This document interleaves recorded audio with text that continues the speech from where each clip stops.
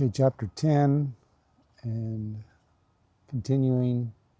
The French and Russian armies still are finding themselves in engagement, and the Russians are having these small victories. And remember, they're caught up in this fever of victory, thinking with the emperor there with them that everything's in their favor and there's no way they can be defeated. And so there's this little battle. The battle, which consisted in nothing more than the capture of a French squadron, was represented as a brilliant victory over the enemy. Consequently, the Tsar and the whole army, especially while the smoke still hung over the battlefield, believed that the French had been defeated and forced to retreat. So they're very much under this illusion that things are going their way, right from the generals down to all the soldiers. And this positive motivation and morale, it can be extremely powerful. You can have smaller forces defeat larger ones because of that. But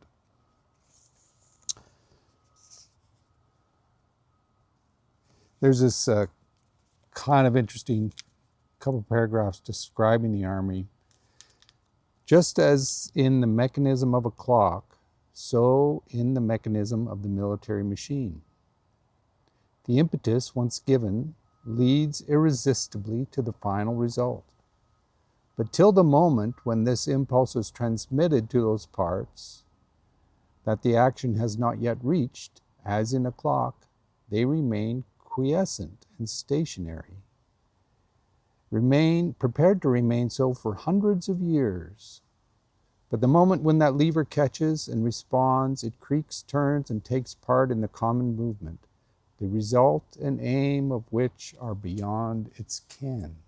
And so he's comparing this massive movement, these hundreds of thousands of men, to a clock movement, and who's in charge and what causes what. And Tolstoy is giving us a proposal that so many of these things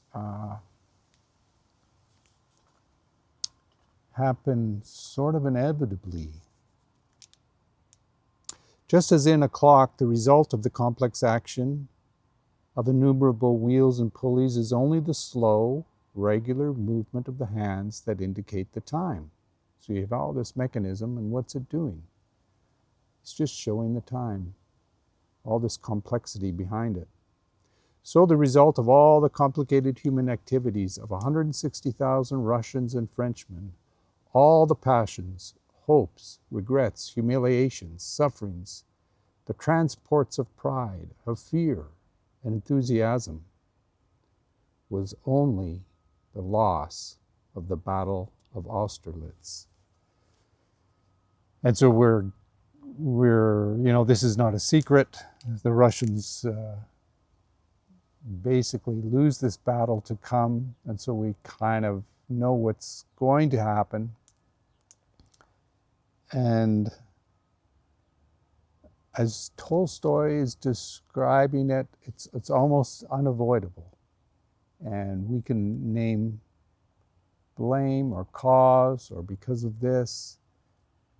And all those comments may be true, but they're true in a sea of other things we could say as well. And so just the mass of it itself and sort of the inevitability of itself gets hidden. And Kutuzov, remember, he's opposed to this battle. He's the one voice saying, caution saying, to not engage so quickly. He's the one, strangely, who has this voice. He's one of the leaders, and everyone's disgruntled with him. And what's his response to this? He has this sort of knowing that others do not know. And so what does this do? Does this propel him to just grab people by the collar and just like, you must listen to me, I know. Like hundreds of thousands of people's lives are at risk here. And is this his response? No, it's not. It's sort of the opposite. He, not only does he have a sort of a sixth sense of kind of what's going on here. He is in no way insistent that people listen to him. And so it extends to even himself knowing the wheels have been set in motion, and what is there more for me to do except just to do my best within this situation, not to forever wring my hands or be in mourning or rage over some poor decisions that might be happening that might cost the lives of his men. He's not drawn into that. There's a bit of wisdom there of not sort of swimming against the current, the inevitable current of things. And so I kind of find Kutuzov, you know, we get these little glimpses of him, but he seems kind of like a wise man.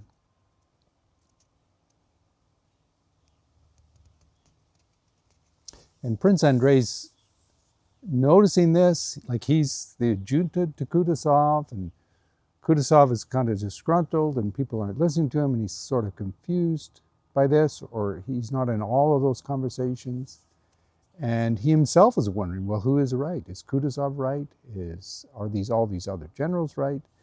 And there's this whole scene in chapter 11, or I've skipped up to chapter 12 now, where there's another war council just before the battle, and Kutuzov there, and it says here, so Weyrother, he's the one who's kind of the orchestrator of the plan of attack.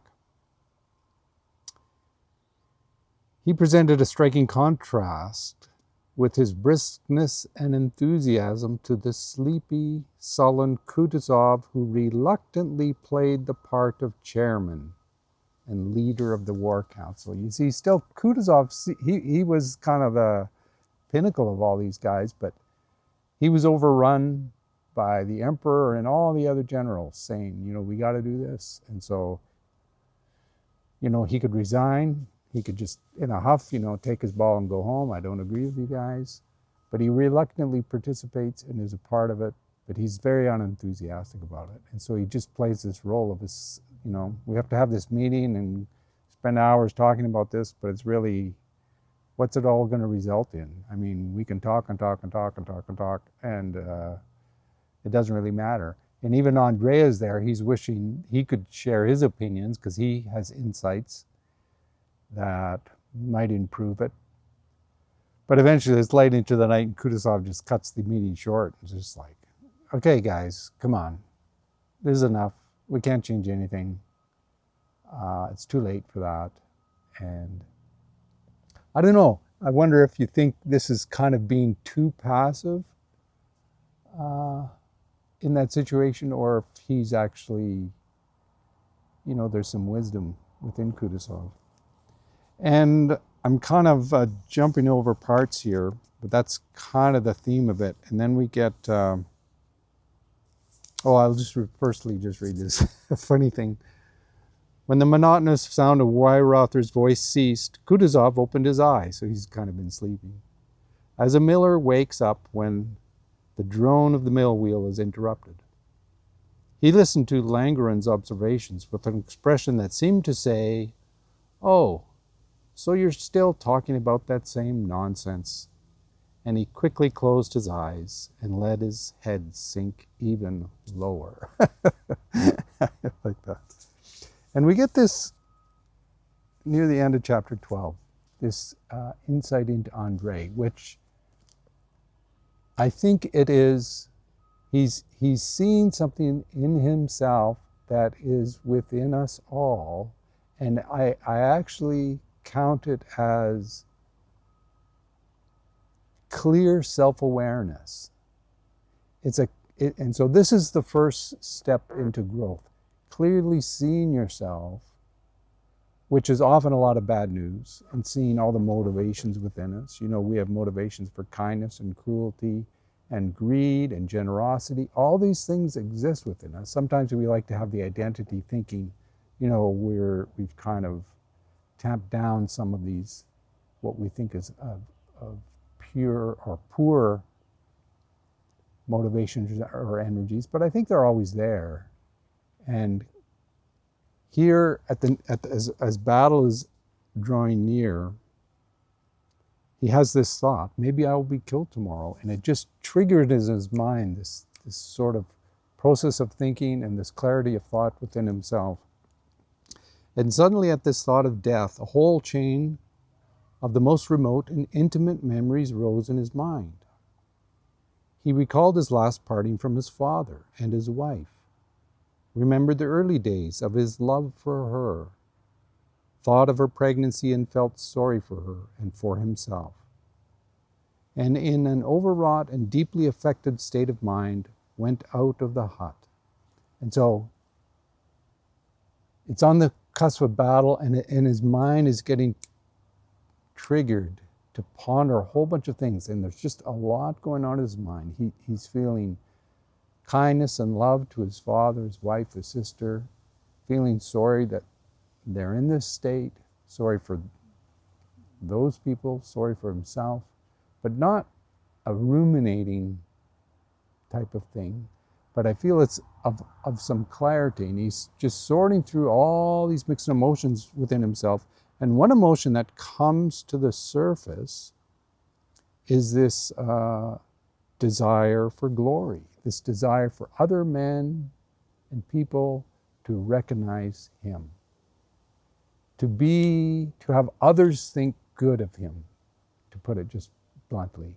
And this is an energy within us all. In this story, within Andrei's mind, he imagines himself, he fantasizes the battle happening, and he's the one who saves the day. He's the one who sends these orders in the midst of this chaos, and he sees himself as the hero. He sort of has this fantasy as himself as this hero, and it sort of carries away with him, and he is imagining, oh, how wonderful that would feel for people to acknowledge his brilliance, his strategy, his command of the situation, and he's like drunk with this situation, this feeling, and he acknowledges, wow, that I can't imagine right now on the cusp of battle anything feeling better than that. And so this to me, this is a step above just something like a Rostov. You know how Rostov is just like this pure emotional reactionary, but he's sort of not very self-aware. Andrei has a much greater self-awareness within him, and he sees these energies, these desires for other people to acknowledge him, to have this glory, to have this recognition within himself. And he sees it, and in this state of deeply affected state of mind he's in, death, wounds, the loss of my family, nothing holds any terror for me. And dear and precious as many persons are to me, my father, my sister, my wife, those who are most dear, I would sacrifice them all, dreadful and unnatural as it may seem, for a moment of glory. So this is not a third person Tolstoy writing this. This is him writing, Andrei seeing these realizations within himself. And he's just honest with himself, dreadful and unnatural as it may seem. For a moment of glory, of the triumph over men, for the love of men I do not know and shall never know, for the love of these men here. Anyway, I find this very interesting, and actually, I don't count this as a strike against Andrei. I think everyone in different ways has these sort of similar energies and motives within them in this heightened situation just prior to battle. They're coming to the surface of Andrei, and he's seeing them just clearly and plainly within himself and recognizing that this right now is a very addictive thought to him. And so I see it as a moment of self-clarity. And so it's kind of like on a knife edge, what will come of it. And yeah, I kind of like this passage about Andrei. It seems like there's a bit of honesty within himself, and almost here, this is the most clear, I feel, in the whole novel so far, Andrei has been. It's kind of like there's some bit of light shining deep within his psyche, and he's seen himself and kind of his motivations, not with complete clarity, but clearer than at any other time in the past. That's how I read it anyway. I really like the writing here. I think appreciate how that's described. Anyway, I see a lot of Andrei in myself again, which is why I am empathetic to him, maybe more than other characters. And so I just acknowledge that. But I see these. The more self-aware I become, I see of myself. I see these often contradictory, conflicting, sometimes fearful, selfish, worried, but also kind, generous. All these emotions and thoughts kind of interweave. And some are stronger than others. Some at times are really loud. Some seem to make a lot of sense at one time and then they fade. And just, I think this is one of the first steps in personal growth, is just the clear seeing. And I'll leave it there. So we covered a few chapters today. That ended with chapter 12.